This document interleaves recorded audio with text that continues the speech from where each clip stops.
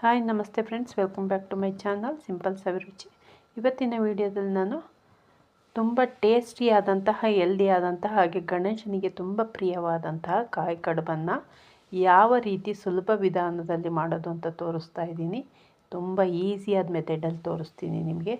ಚಕ್ಕನಂಗೆ ಅರ್ಧ ಗಂಟೆಯಲ್ಲಿ ಮುಗಿಸ್ಕೋಬೋದು, ಅಷ್ಟು ಈಸಿಯಾದ ಮೆಥಡಲ್ಲಿ ನಿಮಗೆ ತೋರಿಸ್ತೀನಿ. ಬನ್ನಿ ಹಾಗಾದರೆ ವಿಡಿಯೋನ ಚೆಕ್ ಮಾಡೋಣ.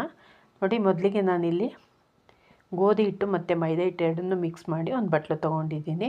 ಇದನ್ನು ಇಷ್ಟೇ ತೊಗೋಬೇಕು ಅಂತೇನಿಲ್ಲ, ನಿಮ್ಗೆ ಎಷ್ಟು ಬೇಕು ಅಷ್ಟು ಕಲಿಸ್ಕೊಳ್ಳಿ. ಅಕಸ್ಮಾತ್ ಮಿಕ್ಕರೆ ಹಿಟ್ಟು ಪೂರಿ ಅಥವಾ ಚಪಾತಿ ಯಾವುದಾದ್ರೂ ಮಾಡ್ಕೋಬೋದು. ನೋಡಿ, ಈಗ ಇದಕ್ಕೆ ಒಂದು ಸ್ವಲ್ಪ ಎಣ್ಣೆ, ಒಂದು ಚಿಟಿಕೆ ಉಪ್ಪು ಹಾಕಿ ಹಿಟ್ಟನ್ನು ಕಲಿಸ್ಕೊಳ್ಳೋಣ.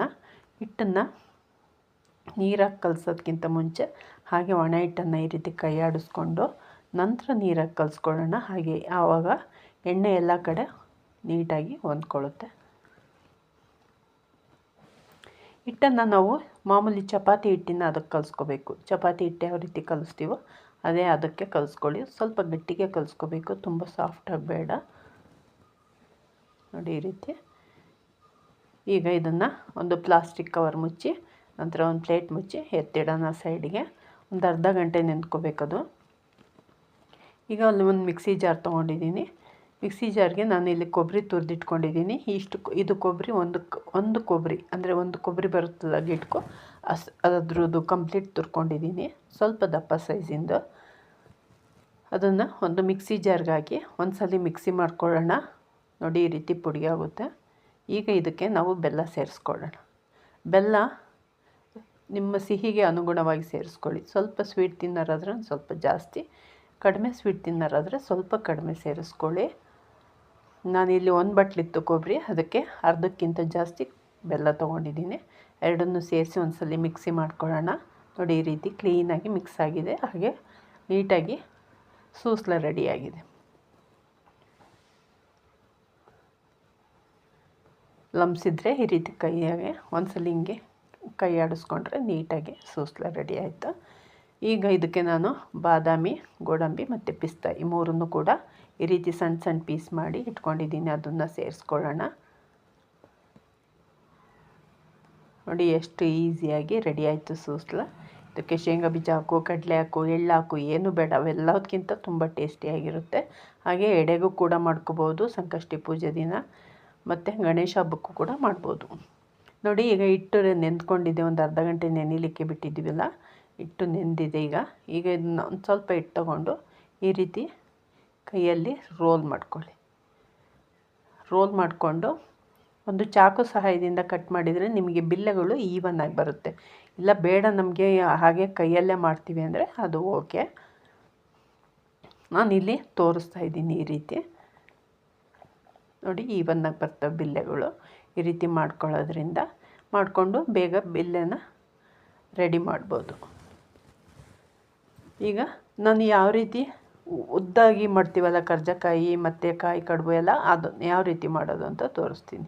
ಫಸ್ಟ್ ಬಿಲ್ಲೆ ಈ ರೀತಿ ತಗೊಂಡು ಸುಮ್ಮನೆ ಜಸ್ಟ್ ಈ ರೀತಿ ಉದ್ದಕ್ಕೆ ಒಸ್ಕೋಬೇಕು.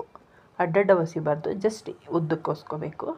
ಉದ್ದಕ್ಕೆ ಒಸ್ತು ಕಂಪ್ಲೀಟ್ ಆದಮೇಲೆ ಅಡ್ಡಡ್ಡ ಜಸ್ಟ್ ಒಂದೆರಡು ಸಲ ಹಿಂಗಂದರೆ ಸಾಕು, ನಿಮಗೆ ಮೊಟ್ಟೆ ಶೇಪಲ್ಲಿ ಎಲೆ ರೆಡಿ ಆಗುತ್ತೆ. ನೋಡಿ, ಈ ರೀತಿ ನೋಡಲಿಕ್ಕೆ ತುಂಬ ಚೆನ್ನಾಗಿರುತ್ತೆ. ದುಂಡಗೂ ಒಸ್ಕೋಬೋದು, ಬರಲ್ಲ ಅಂದರೆ ಇದು ಎಂಥ ಒಳ್ಳಲ್ಲೆಲ್ಲ ಮಾಡ್ತಾರಲ್ಲ ಕರ್ಜಕಾಯಿ ಒಳ್ಳು, ಅದಕ್ಕೆಲ್ಲ ದುಂಡುಗೆ ಒಸ್ಕೊಳ್ತಾರೆ. ಕೈಯಲ್ಲಿ ಮಾಡೋದಾದರೆ ಈ ರೀತಿ ಒಸ್ಕೋಬೋದು. ನಾನು ಒಂದು ಸ್ವಲ್ಪ ವಸ್ತು ರೆಡಿ ಮಾಡಿ ಇಟ್ಕೊಂಡಿದ್ದೀನಿ. ನೋಡಿ, ಈಗ ಇದನ್ನು ಯಾವ ರೀತಿ ತುಂಬೋದು ಅಂತ ಕೈಯಲ್ಲಿ ತೋರಿಸ್ತೀನಿ. ಕೈಯಲ್ಲಿ ತುಂಬಕ್ಕೆ ಬರಲ್ಲ ಅಂದವರು ಕರ್ಜಕಾಯಿ ಒಳ್ಳಲ್ಲಿ ತುಂಬೋದು. ಕೈಯಲ್ಲಿ ತುಂಬಕ್ಕೆ ಟ್ರೈ ಮಾಡೋರಿಗೆ ನಾನು ತೋರಿಸ್ತೀನಿ. ನೋಡಿ, ಈಗ ಎಲೆನ ಈ ರೀತಿ ಅಂಗೈ ಮೇಲೆ ಹಾಕ್ಕೊಂಡು ನಾನು ಇಲ್ಲಿ ಕಡಲೆಬತ್ತಿ ತೊಗೊಂಡಿದ್ದೀನಿ ನೀರು ಹಚ್ಚಲಿಕ್ಕೆ. ಅದರಲ್ಲಿ ಸುತ್ತಲೂ ನೀರು ಹಚ್ಚಿ ಮಧ್ಯಕ್ಕೆ 1 ಸ್ಪೂನ್ ಸೂಸ್ಲ ಹಾಕ್ಕೊಳ್ಳೋಣ. ನೋಡಿ, ಈ ರೀತಿ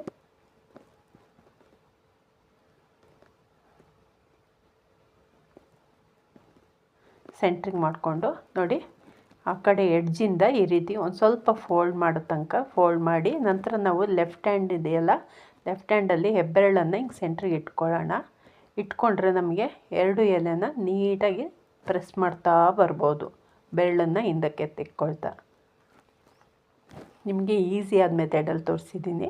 ನಿಮಗೆ ಹಂಗೂ ಬರಲ್ಲ ಅಂದರೆ ನೀವು ಕರ್ಜಕಾಯಿ ಒಳ್ಳಲ್ಲಿ ಈಸಿಯಾಗಿ ತುಂಬ್ಕೋಬೋದು. ಕರ್ಜಕಾಯಿ ಒಳ್ಳಲ್ಲಿ ತುಂಬೋದಾದರೆ ನೀವು ದುಂಡುಗೆ ಹೊಸ್ಕೋಬೇಕು ಈ ಎಲೆನ. ನೋಡಿ ಇನ್ನೊಂದು ತೋರಿಸ್ತೀನಿ ಇನ್ನೊಂದು ಸಲ. ಈ ರೀತಿ ಸೆಂಟ್ರಿಗೆ ಸೂಸ್ಲು ಹಾಕ್ಕೋಬೇಕು. ಸೂಸ್ಲು ಹಾಕ್ಕೊಳ್ಳೋದಕ್ಕಿಂತ ಮುಂಚೆ ಸುತ್ತಲೂ ನೀರು ಹಚ್ಕೋಬೇಕು. ನೀರು ಹಚ್ಕೊಂಡಾದಮೇಲೆ ಸೂಸ್ಲು ಹಾಕ್ಕೊಂಡು ಈ ರೀತಿ ಸೆಂಟ್ರಿಗೆ ಮಾಡಿಕೊಂಡು ಆ ಕಡೆ ಎಡ್ಜಿಂದ ಈ ರೀತಿ ತುಂಬ್ತಾ ಬರಬೇಕು. ಲೆಫ್ಟ್ ಹ್ಯಾಂಡಲ್ಲಿ ಹೆಬ್ಬೆರಳನ್ನು ಹಿಂಗೆ ಸೆಂಟ್ರಿಗೆ ಕೊಡ್ತಾ ಬರಬೇಕು. ಆವಾಗ ನಮ್ಗೆ ಈಸಿಯಾಗಿ ತುಂಬಲಿಕ್ಕೆ ಬರುತ್ತೆ. ನೋಡಿ ಎಷ್ಟು ಬೇಗ ತುಂಬೋದು. ನೋಡಿ ನಾನು ಇಲ್ಲೊಂದು ಸ್ವಲ್ಪ ರೆಡಿ ಮಾಡಿ ಇಟ್ಕೊಂಡಿದ್ದೀನಿ. ಈಗ ಒಂದು ಸ್ಟವ್ ಹಚ್ಕೊಂಡು ಬಾಣಲೆ ಇಟ್ಕೊಂಡಿದ್ದೀನಿ. ಒಂದು ಸ್ವಲ್ಪ ಎಣ್ಣೆ ಹಾಕಿ ಎಣ್ಣೆ ಕಾಯ್ಲಿಕ್ಕೆ ಬಿಡೋಣ. ತುಂಬ ಟೇಸ್ಟಿಯಾಗಿರುತ್ತೆ, ತುಂಬ ಹೆಲ್ದಿಯಾಗಿ ಕೂಡ ಇರುತ್ತೆ. ಇದಕ್ಕೆ ಯಾವುದೇ ರೀತಿ ಬೇರೆ ಇಂಗ್ರೀಡಿಯೆಂಟ್ಸ್ ಇಲ್ಲ, ಜಸ್ಟ್ ಒಂದೆರಡು ಇಂಗ್ರೀಡಿಯೆಂಟಿನ ಮಾಡಿರೋದು. ಹಾಗೆ ತುಂಬ ಟೇಸ್ಟಿಯಾಗಿರುತ್ತೆ. ಒಮ್ಮೆ ಟ್ರೈ ಮಾಡಿ ನೋಡಿ, ಗೊತ್ತಾಗುತ್ತೆ ನಿಮಗೆ. ಈಗ ಎಣ್ಣೆ ಕಾದಿದೆ.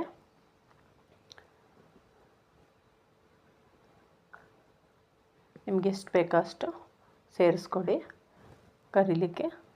ತುಂಬ ಹಾಕಿದರೆ ನಿಮಗೆ ತಿರುಗಿಸಿ ಮಗ್ಚಿ ಹಾಕ್ಲಿಕ್ಕೆ ಕಷ್ಟ ಆಗುತ್ತೆ. ನೋಡಿಕೊಂಡು ಹಾಕ್ಕೊಳ್ಳಿ. ಹಾಗೆ ಮಗ್ಚಿ ಹಾಕ್ಲಿಕ್ಕೂ ಕೂಡ ನೀವು ತುಂಬ ಶಾರ್ಪಾಗಿರೋ ಅಂಥದ್ದು ತಗೋಬೇಡಿ. ಹಾಗೆ ಜಾಲರಿ ಅದು ಇರುತ್ತಲ್ಲ ಅದರಿಂದ ಮಗ್ಚಾಕಿ. ನೋಡಿ ನಾನಿಲ್ಲಿ ಕೇಕ್ ಕಟ್ಟರ್ ಇರುತ್ತಲ್ಲ, ಚಾಕು ಕೇಕ್ ಕಟ್ ಮಾಡೋದು, ಅದರಿಂದ ಮಗ್ಚಾಕಕ್ಕೆ ಟ್ರೈ ಮಾಡಿದೆ. ಬಟ್ ಅದು ಕಟ್ಟಾಯಿತು. ಸೊ ಹಂಗಾಗಿ ನೀವು ಆ ರೀತಿ ಮಾಡಬೇಡಿ. ಜಾಲರಿಯಿಂದಲೇ ಮಗ್ಚಾಕಿ ನೀಟಾಗಿ ಬರುತ್ತೆ. ತುಂಬ ಸಾಫ್ಟ್ ಇರುತ್ತೆ. ಇದು ಬಾದಾಮಿ ಪಿಸ್ತಾ ಎಲ್ಲ ಇರುತ್ತಲ್ಲ, ಹಾಗಾಗಿ ಬೇಗ ಕಟ್ಟಾಗುತ್ತೆ. ಈ ರೀತಿ ಮಾಡಬೇಡಿ, ಜಾಲರಿಯಿಂದಲೇ ತಿರುಗಿಸಿ ಹಾಕ್ಕೊಳ್ಳಿ.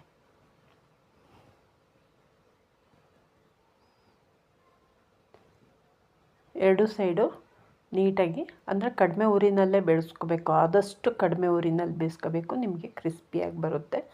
ತುಂಬ ಕ್ರಿಸ್ಪಿಯಾಗಿ ಬೇಕು ಅಂದರೆ ನೀವು ಆದಷ್ಟು ಕಡಿಮೆ ಉರಿನಲ್ಲೇ ಫ್ರೈ ಮಾಡ್ಕೋಬೇಕು.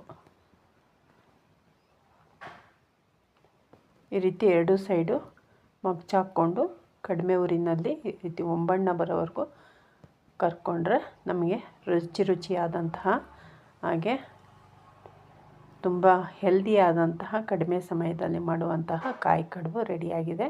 ಇದು ಗಣೇಶ ಹಬ್ಬಕ್ಕೂ ಮಾಡ್ಬೋದು, ಸಂಕಷ್ಟಿ ಪೂಜೆಗೂ ಮಾಡ್ಬೋದು.